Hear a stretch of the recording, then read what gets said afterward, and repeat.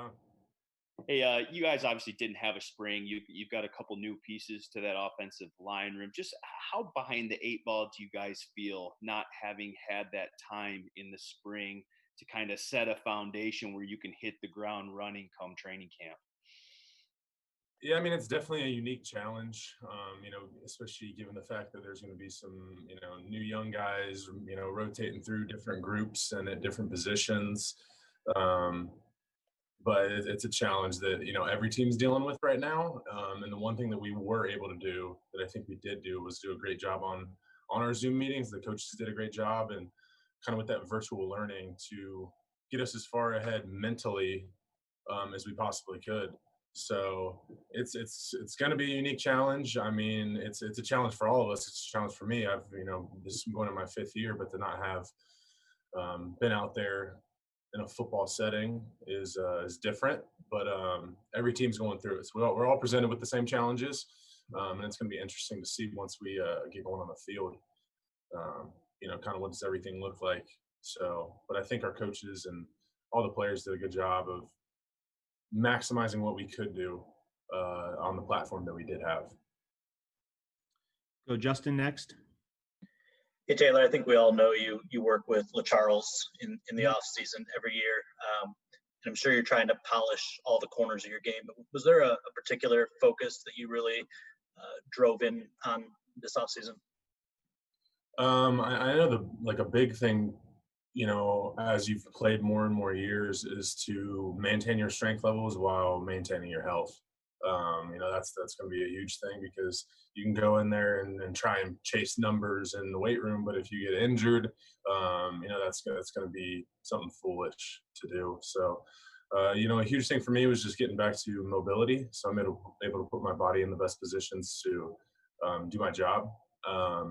And then, one thing, if anybody's ever watched any of the videos of training that we do there, everything's boiled down to be simple. It doesn't make it easy, but simple concepts that you can replicate over and over and over again and be efficient in your movements. I would say that's another thing that is huge is efficiency, and no wasted movement was a big thing. So, obviously everybody knows that I love training there, and I think it's really good for me. Go Mike Rothstein.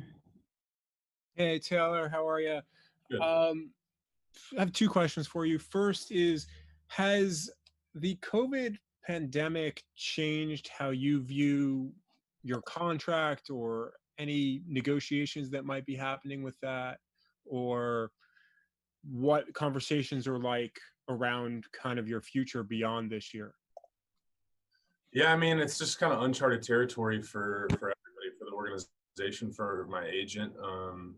At this point, I'm just, every day is new for me right now in the building. So I'm just trying to get that figured out at this point, and just having a level of understanding that it's a complicated situation, and it's not like every other year before where guys would be going into free agency and everything is normal and business as usual. So just to be adaptable with that situation and kind of take it day by day, because you don't really know what the situation is going to be. I know they're talking salary cap, all that stuff. I mean, I don't even pay attention to a lot of it because, if I'm not playing good ball, me knowing all that information doesn't even matter.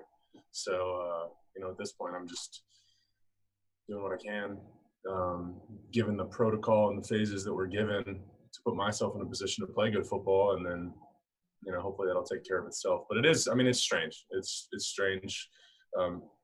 Initially going into the offseason, having an expectation of how things were going to go. From hearing from, friends, former teammates, how negotiations went. But again, uncharted territory for, not just me, but the organization. They're trying to handle it the best they can too. And, just doing the best we can to play good football once we get out there. So did you, just to kind of follow up on that, did you anticipate maybe having something done by now then if COVID had not happened, or was that never really on the table?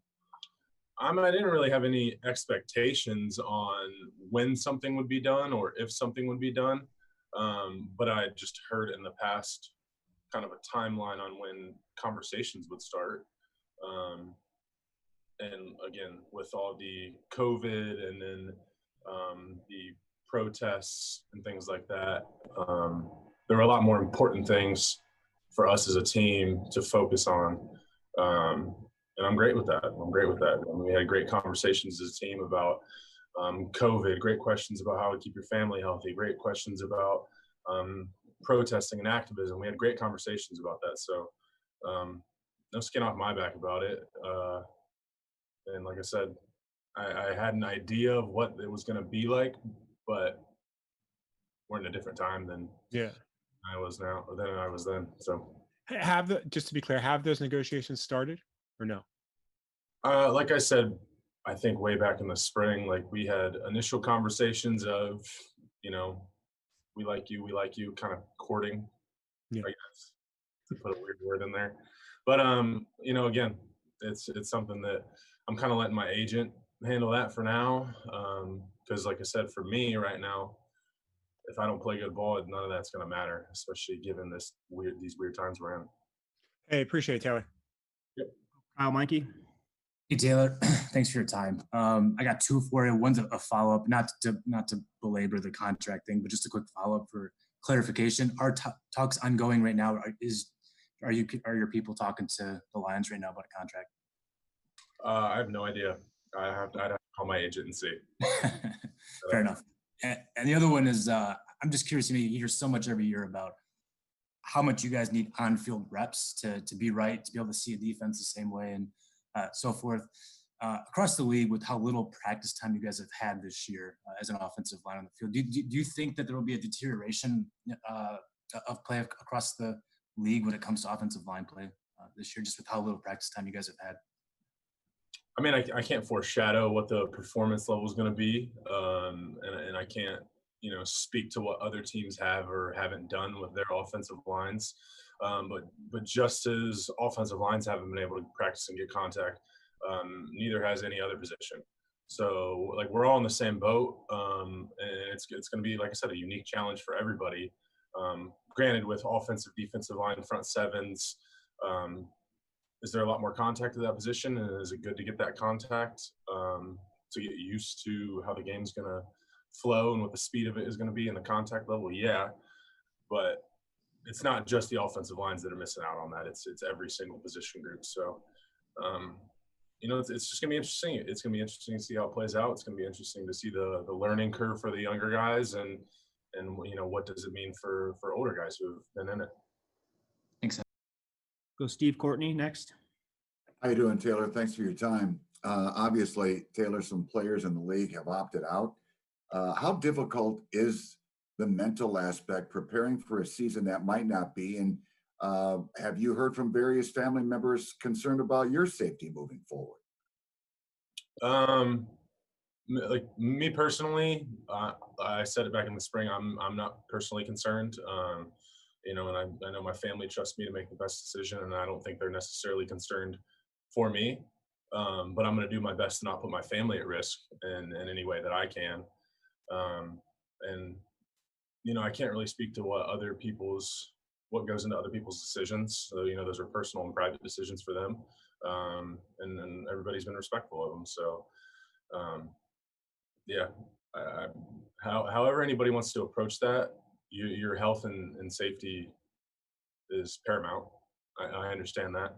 And then to speak to being ready in these times and not knowing if there's going to be a season or not, I just see it as my job to be prepared to play ball at all times. So, I'm a professional football player, train year round, maybe take a week or two off. And it's my job to be prepared and be ready. When we get back here day one, if we're lifting and running, you better be ready to lift and run and do what you're supposed to do. So I guess I'm just ready at all times to get going. Okay, we'll do 4 more questions. We'll go Stets, Burkett, Justin, and then cap with Jeremy Fowler. Stets. How you doing, Taylor? Good. I know it hasn't been much of an off season, more virtual than years past, and it's early yet. But I wondered your impressions so far of rookies Jonah Jackson and Logan Stenberg. In the meetings, quiet, which is probably to be expected of rookies. And I've heard that they're like smart guys. I know they've had their extra rookie meetings. And there's a learning curve in the NFL, but the learning curve of not being able to go out there and do it around other guys, around other veterans that can give you pointers, can be challenging. But I've heard they're intelligent. I have heard them ask good questions. Not surprising by the Ohio State guy, prestigious university. So, yeah, it's gonna be fun. It's gonna be fun. I mean, I've seen a little bit of clips here and there of them. Obviously athletic guys, and definitely, I think more than anything, a culture fit, a good fit in the room for personalities, blends, and stuff like that. Because I think we got a great room. I think we got one of the best rooms in the building. Not taking anything away from the other guys, but obviously I'm biased. So, I think they'll add something to us. Go Dave next. How you doing? First of all, Taylor, good to see you, and we appreciate the time. Yep. Two follow-ups, really, on Steve's question. Just to be clear, did you ever consider opting out of the season? Was that ever a thought that even crossed your mind here? No, no, I didn't. I did not consider it. No. And then number two, you were talking about what offensive line play may look like early, but given the constraints of the offseason, I mean, could there be some? Do you anticipate rustiness across the board, early on in the season? And then just what steps do you take to shorten that curve, I guess, to make sure that there's not on your end, on the offense's end, on the offensive line's end?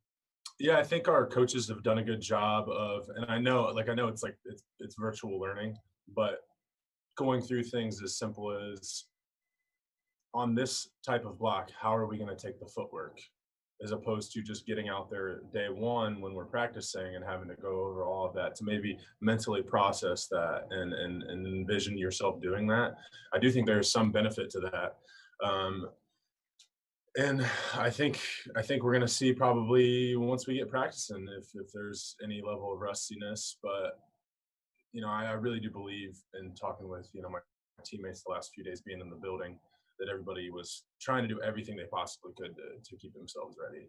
Obviously not having OTAs, it's different, but that doesn't mean you can't prepare yourself for what you need to be able to do for your job. So, yeah, I mean, it's a kind of a we'll see situation, but I mean, I think we're ready to play some good football. So it's been fun being back in the building, getting to see everybody. We've been on video calls the whole time, being able to be around the guys, chop it up with them, and talk some shit. It's fun to do. It's fun to be around the guys and challenge them and stuff like that. So it's been good to be back in the building, and I think everybody's really, really excited. And I think there's going to be a high level of motivation and urgency now that we've gotten going. And I think you can see that there's laser focus. So. I don't know if we will see a drop off in performance. I don't. You can still do the trash talking virtually. I mean, has that taken on a different sort of tone level that you can do? I can mute you if you get out. So, yeah. Great, thank you. Yep. All right, we'll go Justin, then Jeremy Fowler. Hey, Taylor, sorry, one more about contract stuff. And I know it's probably getting old, but would you consider something short term, 2 to 3 years, as I guess the NFL navigates some of the struggles that may come with this, and then come back to the table? You're in that age where maybe you could come back and still get that full deal a couple years down the road. I guess I haven't considered anything because there hasn't been anything put on the table. So however those conversations go, I'll speak with my agent about that. He'll speak with the organization about that, and then however they go, they go. But obviously anything could be considered because, like I said a million times, I feel like a broken record saying it's just uncharted territory. It's weird times. So I think there's possibilities everywhere.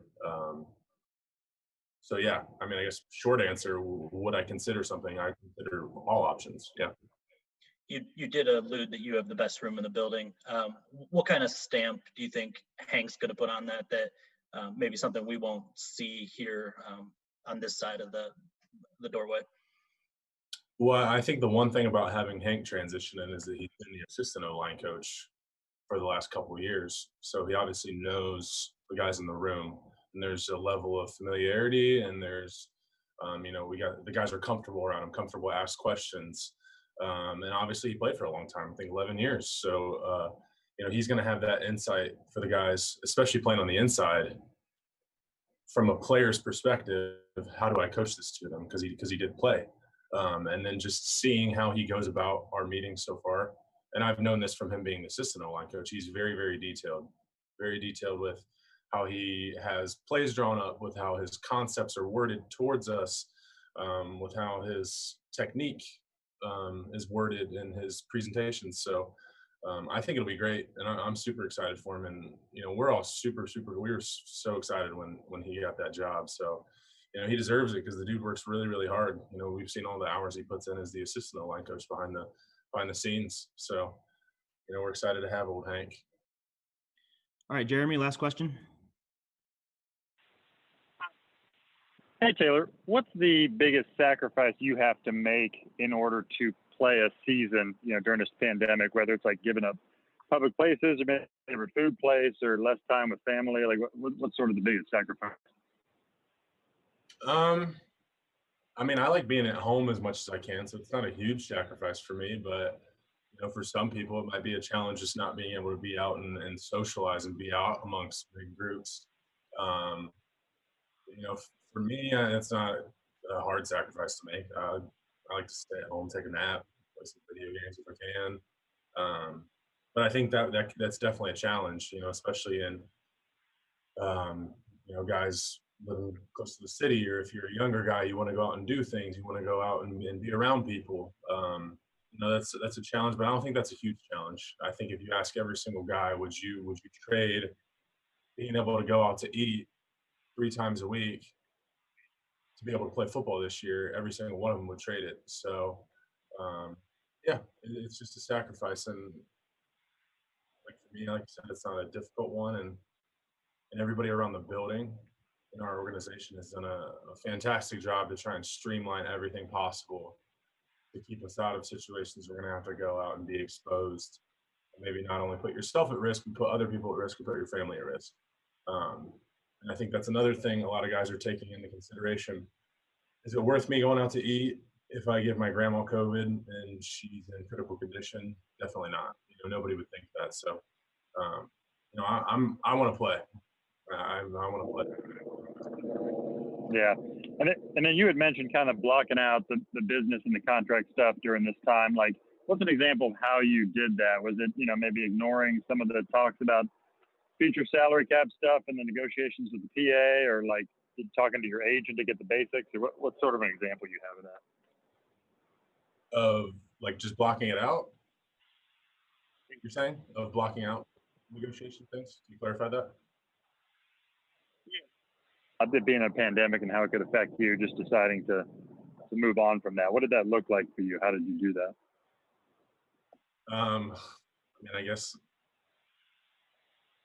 I just didn't pay attention to it. I don't know how to word it other than that. There's all these numbers being thrown out on salary cap, what the future might look like with the NFL, what this year might look like. And there's a million things being speculated. And if I was reading into all of that, being worried about my contract, and there's a million other important things going on, that would be exhausting. Anxiety would. So I just ignored it and focused on what I could focus on. My gym was open, so I was able to go train. I was able to go home, eat, go to sleep, repeat, golf a little bit. So, that's all I could control. That's all I could focus on, because speculating and worrying would be exhausting, because there's nothing I can do to control what the, business side of the negotiations with salary cap and all that are going to be. Like, I'm just, again, focusing on making myself the best player, working on things, like I said, that mobility, maintaining strength and being healthy, efficiency of movement. Those are the things I can't control. I can't control whether, COVID-19 allows us to have a season or not. All right, unless Dylan Larkin has a question, we'll conclude with that. Thanks, guys. Thanks, Taylor. Yep.